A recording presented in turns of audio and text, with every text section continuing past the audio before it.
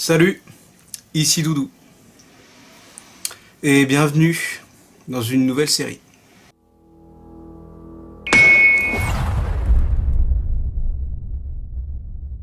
Alors, dans cette nouvelle série, j'ai décidé de complètement plagier le joueur du grenier.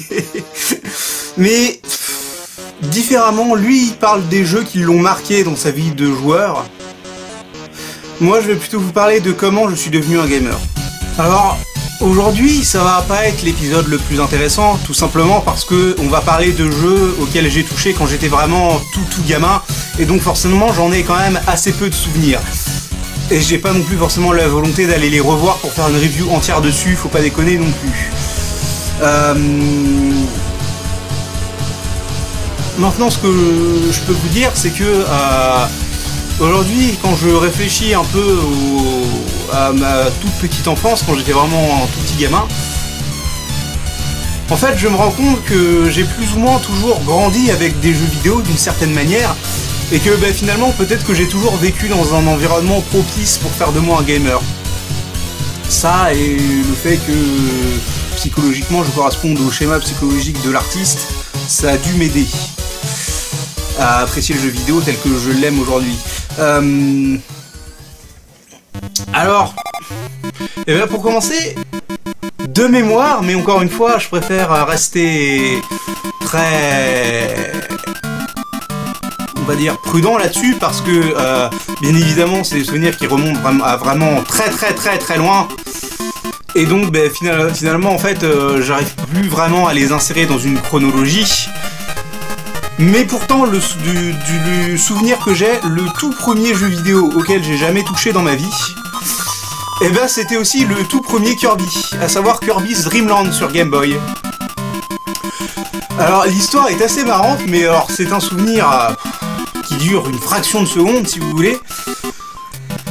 Quand j'étais tout gamin, et là on parle de avant que j'ai 5 ans, parce que quand j'avais 5 ans, mes grands-parents ont déménagé avec leur dernière fille à l'endroit où dans mon souvenir on allait en vacances. Enfin, en tout cas je me souviens de toute manière très pertinemment que même si c'est pas là qu'on allait, on était parti de là où j'habite encore aujourd'hui, à savoir Villiers-sur-Marne, dans la région parisienne. Et ils n'y ont habité que jusqu'à ce que j'ai 5 ans. Quand j'ai eu 5 ans, ils ont déménagé. Donc, du coup, j'avais même pas... Donc, c'est-à-dire que j'avais même pas 5 ans, et je touchais déjà à un vrai jeu vidéo. Et je me souviens que alors, je crois que c'était en voiture, c'était dans leur vieux Scénic. Et c'était ma tante Élise, qui à l'époque était une adolescente, encore. Je sais même pas si on a... je suis dans 98, donc je pense pas qu'il y a 2 ans il m'aurait laissé toucher une console. Bon, je devais pas avoir beaucoup plus de 3 ans, peut-être que si, mais il me semble pas, encore une fois je suis pas sûr, hein, mais vous me direz, je pourrais leur demander confirmation, mais je pense que je leur demanderai confirmation après, je préciserai au montage, s'ils s'en souviennent, parce que... C'était dans la voiture, donc on faisait le trajet, c'était long. Et elle m'avait passé sa Game Boy avec Kirby's Dream Land. Alors, il me semblait avoir touché à 1 ou 2 autres jeux, mais j'en ai pas vraiment le souvenir de ces jeux. Alors peut-être qu'il y avait Tetris, et je crois qu'il y en avait aussi un autre, mais j'avais aucun souvenir de ce jeu-là, je suis même pas sûr d'avoir jamais touché. Je sais qu'elle l'avait, mais c'est tout. Et je me souviens même encore des vieilles cartouches de Game Boy qui s'inséraient derrière, donc... Ce qui est marrant en fait, parce que c'est-à-dire que ma première console c'était la Game Boy, qui est la première console portable de l'univers. Bon, sauf si on considère les Game & Watch comme des consoles, mais techniquement c'est pas la technologie de console, donc bon c'est pas grave. Donc voilà, de mémoire ça a été mon tout premier jeu. Ensuite sont venus divers jeux éducatifs sur PC. Alors il faut savoir tout simplement que en fait mon grand-père, qui a eu pas mal de casquettes je crois dans sa vie, mais il a longtemps été professeur d'informatique. Donc forcément, en informatique, c'était pas le dernier. Et donc, du coup, il m'a fait jouer à quelques jeux vidéo éducatifs. Notamment, alors de mémoire, le tout premier d'entre eux, c'était Lapin Malin, Maternelle 2. Alors à l'époque, c'était encore sur disquette, rendez-vous compte. Sachant que la série Lapin Malin, d'ailleurs, est un des premiers jeux éducatifs de l'histoire. C'est un truc qui date de... À la base, la licence date de... Je sais plus quand ça date, en fait. Non, je sais plus. J'ai confondu avec autre chose. Un autre jeu dont on parlera plus tard.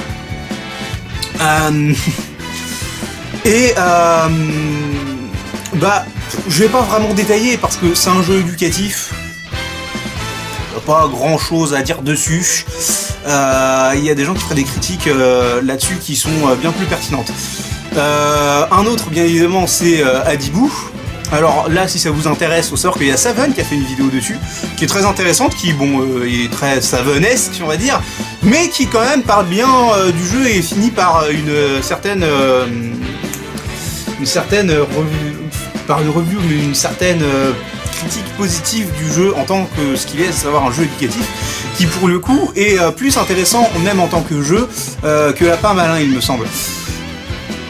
Et puis, bien évidemment, un autre que d'autres petits lourds ont peut-être vu passer dans leur vie, qui, je suis pas sûr qu'il soit si connu que ça, mais alors moi, je m'en souviens vraiment très bien, et c'est un jeu qui, là, pour le coup, m'a vraiment marqué, au point que, sachez-le, c'est un jeu que j'ai voulu retrouver plus tard dans ma vie, et que j'ai pu retrouver, ils l'avaient encore, ils arrivaient à le faire tourner, et que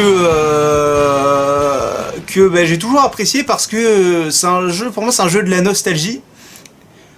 C'est un jeu français d'ailleurs je crois, qui s'appelle Aka Cliquer. Alors Aka Cliquer, qu'est-ce que c'est? Et ben c'est un jeu limite d'éveil on va dire, où on dirige un petit écureuil pour qu'il aille dans différentes pièces, et quand il va dans une pièce, ça déclenche un jeu, mais genre une version en forme, enfin, une version sur PC d'un jeu genre le Memory ou un puzzle ou quelque chose dans le genre, ou un machin où il faut gratter pour voir une image ou quelque chose dans le genre. C'est vraiment de l'éveil. Mais le jeu m'a marqué, et notamment par sa musique de fond et par ses bruitages. C'est vraiment le seul qui... Enfin, si, c'est vrai qu'il y a Adibou qui m'a un peu marqué aussi, mais il m'a pas autant marqué que Aka Cliquer, qui vraiment, pour moi, est un truc qui arrive limite juste à me détendre et à me relaxer juste en entendant la musique d'Aka Cliquer. Parce que c'est un truc que, bah, faut croire que j'ai kiffé ça quand j'étais tout gamin, et du coup, voilà. Et enfin, le dernier truc auquel j'ai touché quand j'étais gosse et qui fera partie de ses premiers contacts avec le jeu vidéo, qui là pour le coup est tout comme Kirby un vrai jeu vidéo, et qui est peut-être, je dirais, le premier jeu dans lequel je me sois vraiment impliqué, c'est les machines du Professeur Tim. Alors les machines du Professeur Tim, déjà c'est un jeu qui est pas édité par n'importe qui non plus, parce que c'est un jeu qui a été édité par Sierra. Donc c'est une boîte qui pesait un peu en son temps quoi. Bah, c'est un jeu qui est formidable en fait. D'ailleurs, je crois qu'aujourd'hui c'est devenu un abandonware, c'est-à-dire que c'est un programme qui n'est plus sur lequel le copyright ne s'applique plus, parce qu'il a été abandonné et du coup il est devenu libre de droit.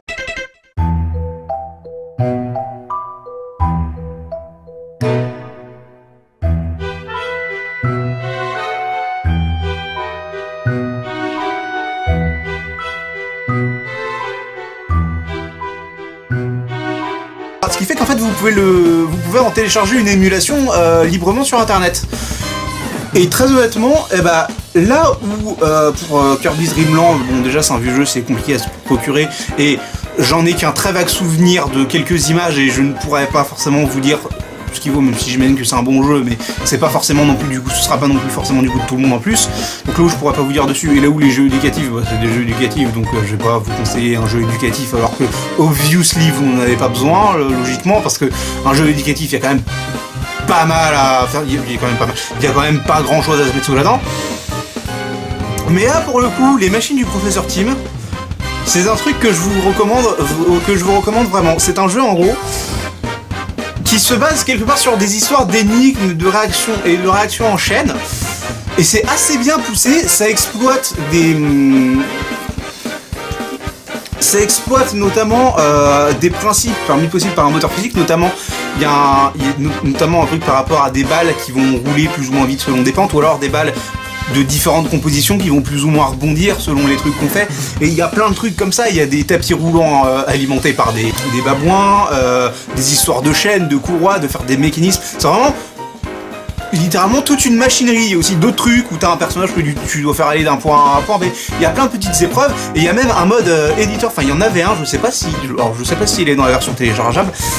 Mais voilà, c'est un jeu qui était vraiment incroyable et que je ne peux que vous conseiller parce que je pense qu'aujourd'hui encore, c'est un truc qui aurait sa place dans le jeu vidéo. D'ailleurs, je crois que il y a plusieurs années, il y a quelqu'un qui, enfin, il y a eu un jeu qui est sorti qui reprenait un peu le même principe, mais de mémoire il n'a pas forcément eu de succès, ce qui est dommage parce que en vrai ce jeu était incroyable et c'est un jeu encore une fois que j'avais complètement adoré. C'est vraiment un vieux truc hein. Mais en soi le jeu est vraiment formidable, il est très bien foutu et c'est le seul jeu sur lequel j'ai vraiment un bon souvenir de joueurs, sur lequel je me souviens vraiment de certains trucs. Peut-être que même un jour je ferai un retour dessus sur Doudou Games, j'en sais rien. Peut-être ou peut-être pas. On n'en sait rien, on verra.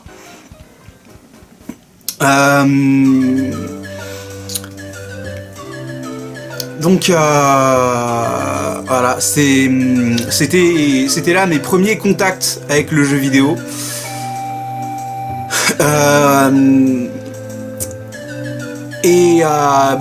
Pour la plupart, j'étais vraiment très jeune, hein, parce que Lapin Malin et Adibou, bon, même si c'est des jeux éducatifs, encore une fois, je me souviens que c'était dans le bureau de mon grand-père, quand ils habitaient encore ici même à Villiers, donc c'est-à-dire que j'avais même pas 5 ans. Bon, pour Lapin Malin, ça me paraît quand même un peu normal. Mais du coup, ouais, et puis... D'autant plus qu'il y a certains de ces jeux qui, finalement reprenaient des trucs, par exemple notamment Adibou. Dans Adibou, il y a un casse-brique. Casse-brique qui est quand même un des tout premiers jeux vidéo qui existait. Donc voilà, alors j'ai probablement dû toucher à Tetris aussi une fois dans ma vie, avant de vraiment toucher à ma première console vraiment... console on va dire, parce que j'ai joué quelques fois à Kirby sur Game Boy dans une voiture, peut-être même une seule fois. Bon, mais avant ça, figurez-vous que ma tante me réservait une autre surprise, et cette surprise, elle fera l'objet d'une prochaine vidéo. Qui sera dédié à la Nintendo 64. Je vous dis au prochain épisode. C'était Doudou. Au revoir.